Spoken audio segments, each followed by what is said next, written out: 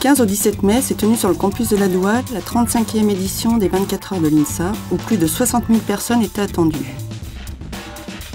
À l'origine de la manifestation, un défi entre deux étudiants qui ont entrepris de tourner à vélo autour de leur résidence pendant 24 heures. De l'émulation créée par ce premier défi est née cette fameuse course de vélo qui a perduré pour devenir les 24 heures de l'INSA telles qu'on les connaît aujourd'hui. Très bonne ambiance, très fatigant puisque ça fait quand même 8 heures de vélo pour chacun.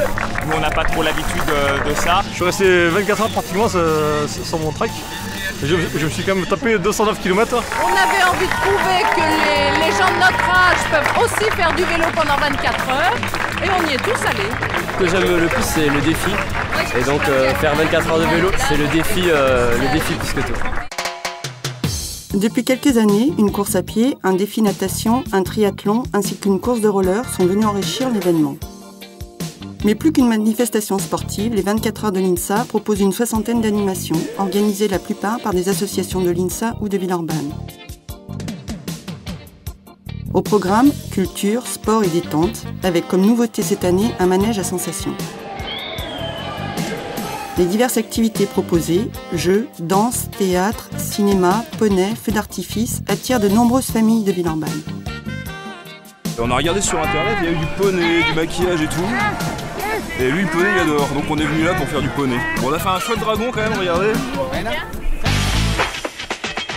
L'organisation de la manifestation est assurée par 350 bénévoles, dont une quarantaine sont fortement impliqués tout au long de l'année.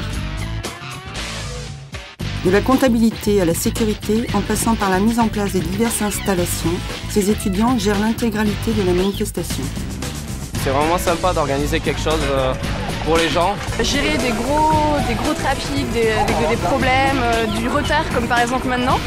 C'est un stress différent que celui des examens parce qu'on a derrière un public qui attend. Si on n'était pas 350 sur le week-end et puis une quarantaine toute l'année, il n'y aurait rien du tout.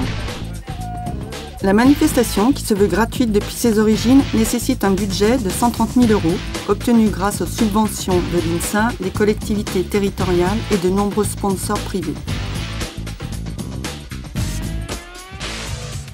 Autre nouveauté pour 2009, le déplacement de la zone concert sur l'esplanade GCU-GMC, ainsi que la mise en place d'une petite scène destinée à accueillir des groupes régionaux. 15 000 personnes étaient attendues chaque soir devant la grande scène des 24 heures de l'INSA, avec en tête d'affiche deux groupes phares de la scène française, Los Tres Puntos le vendredi et White Star le samedi. C'est humide, c'est très humide, hein. Mais je crois que ça n'a rien à voir avec le fait que c'est sur des étudiants qui passent au festival. On n'en est qu'aux 2 premières heures de toute manière, donc on attend les 22 heures suivantes.